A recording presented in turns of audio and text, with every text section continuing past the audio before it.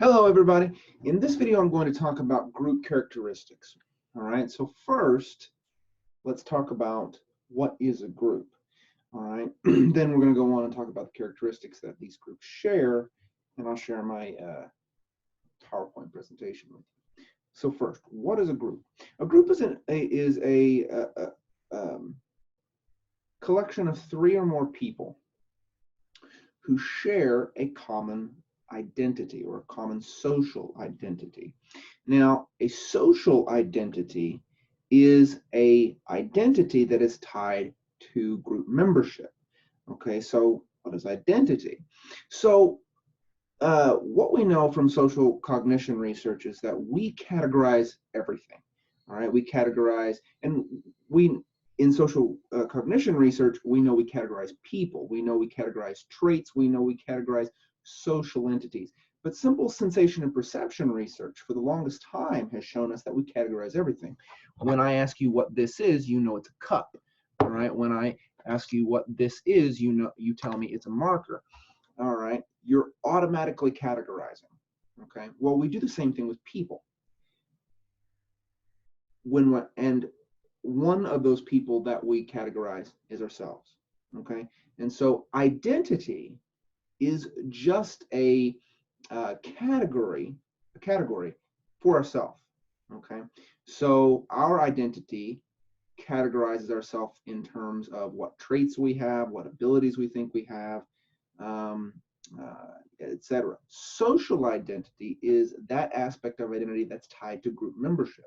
And so we categorize ourselves as belonging to particular social groups. All right, so social identity is that self-categorization of yourself that's tied to group membership. Part of that social categorization process, or that social identity process, is identifying others who are similar to you and identifying those similar others as belonging to your in-group, whereas those who are dissimilar to you, you tend to identify as belonging to some other group, to an out-group. All right, so there we go. All right, members of a group are those who share a social identity. Okay, now commonly, typically, we distinguish between a dyad, all right, which is two people, and a group. All right, they have different dynamics, similar dynamics, but different dynamics. Okay, now the other thing I will mention is that the social identity can vary in how involved it is, how in depth it is, how important it is to the person. We have some social identities that are crucial to our identity. We have other social identities that are largely inconsequential. So for example, for me personally, being a nerd is an important piece of my social identity. That is a group membership that is incredibly important to me. Being a member of the theater community is incredibly important to me. All right, why? Well, for me personally, it's because these two groups have always been accepting of me, and I've invested a lot of my time, energy, and effort in those groups.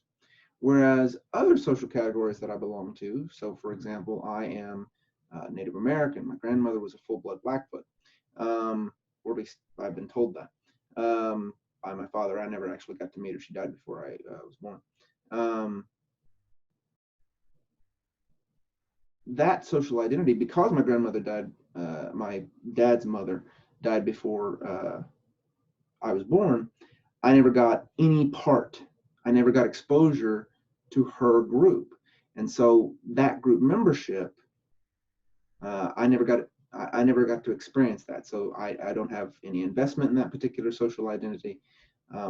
It's part of my self-categorization. I categorize myself as being Blackfoot, but I've never had any interaction or extensive interaction with that community, with that group. And so it's not a terribly impactful aspect of my social identity.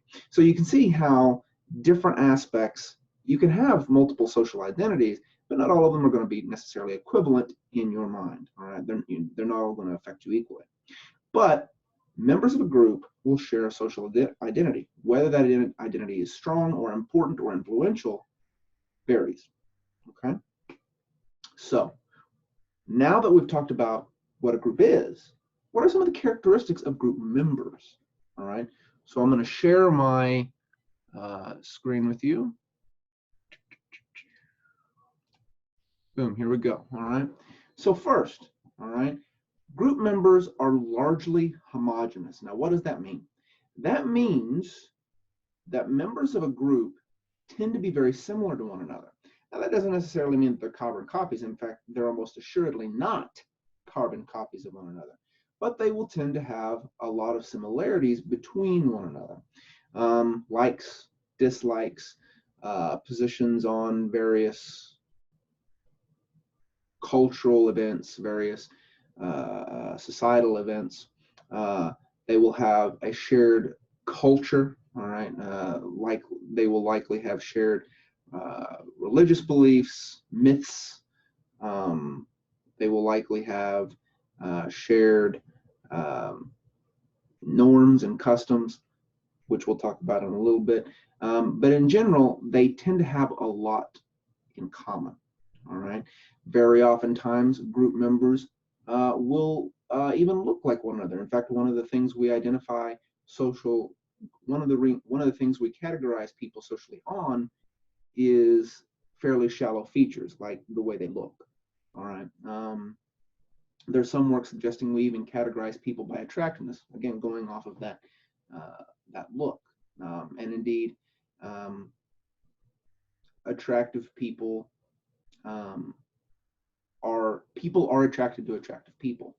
Now, so one of the things groups have in common is they are largely similar. All right. So again, one of the consistent things that they're similar in is in attitudes.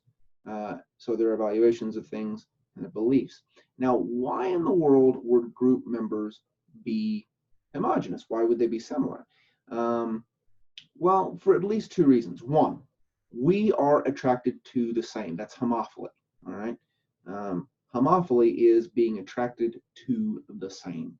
And we tend to be attracted to those things that are familiar to us, and those things that are similar to us feel familiar.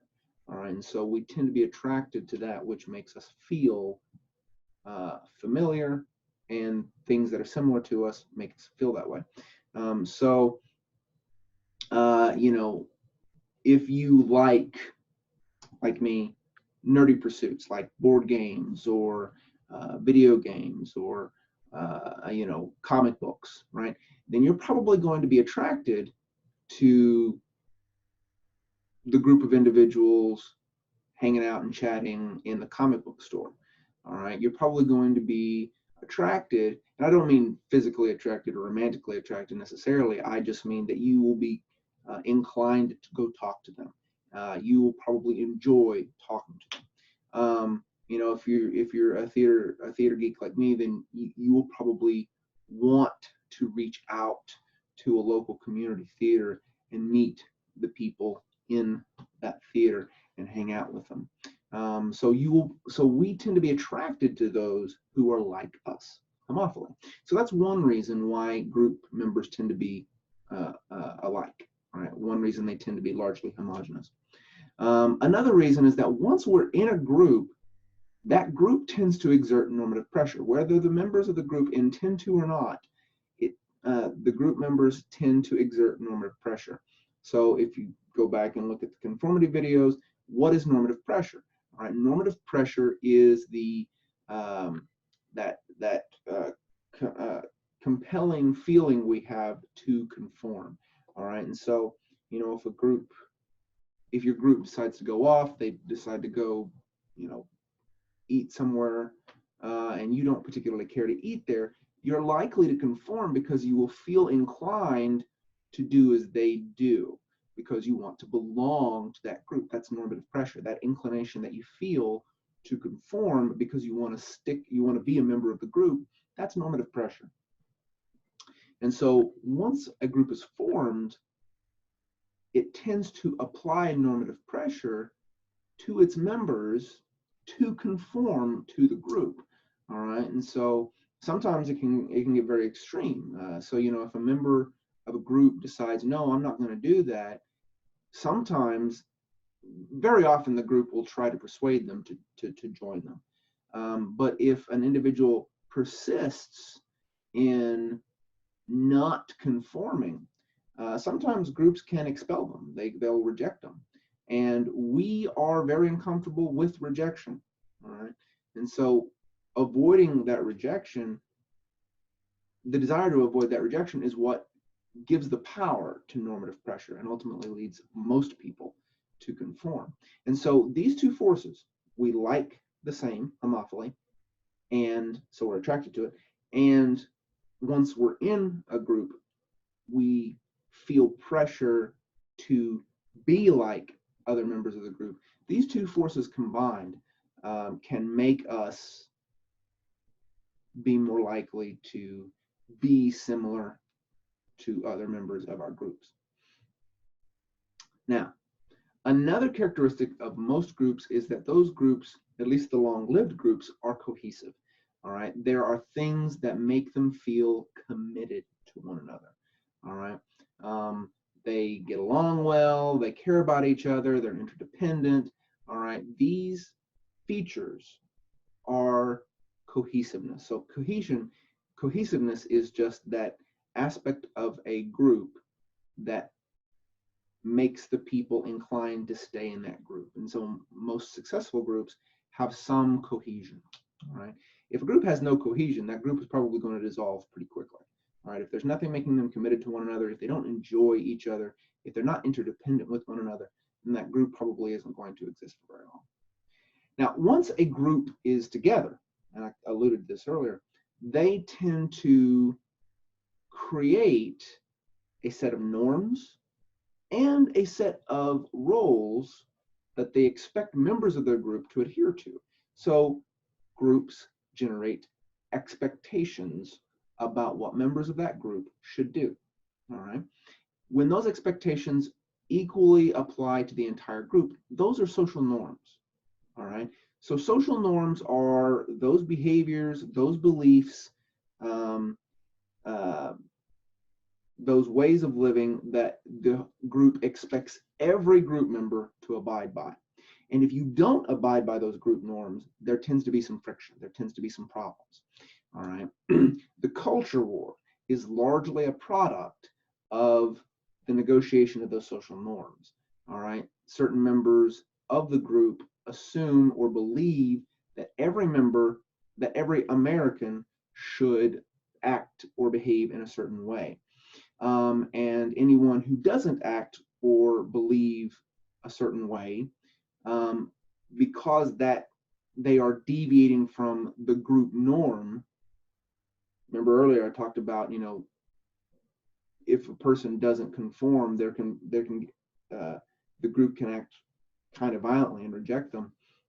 When the culture war is a reflection of how extreme that can get, right? So the group, America, and different people identify with that group differently, but when a group says, okay, these are our group norms, we expect everybody to abide by these norms, and members of that group who say that they're American don't abide by those norms, you get friction, you get problems. All right.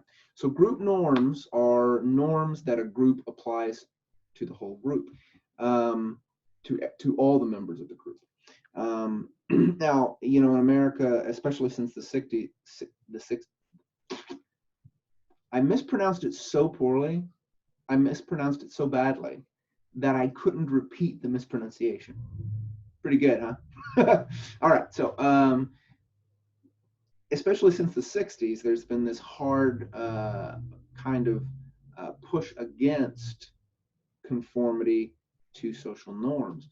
And so we've seen a lot of friction against norms, especially since then. Certainly there was friction against it before, but there was group norms that all members of the group were expected to abide by.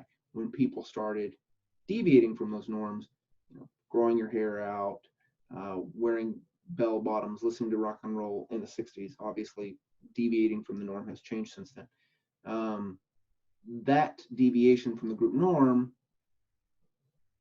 caused friction. All right, so a group has expectations for its members, first for what everybody would do. All right, so expectations for what every member of the group should do, those are group norms. And then the group also has expectations for what individuals occupying particular roles should do. All right, and so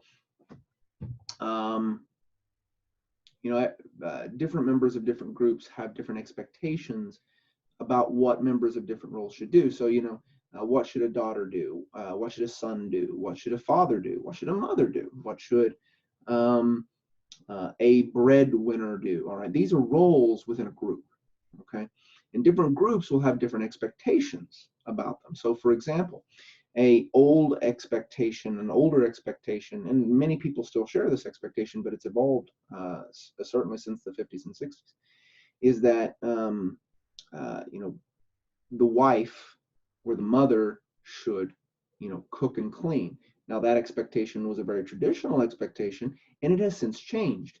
And the argument can be made, and I talk to my wife, I tend to agree with this expectation, that to expect, in my mind, because the expectations have now changed, that wives and mothers should also work, to have them to work and to do all that stuff, that seems a little unfair to me. But that is among some, still an expectation of that role of being a wife and a mother.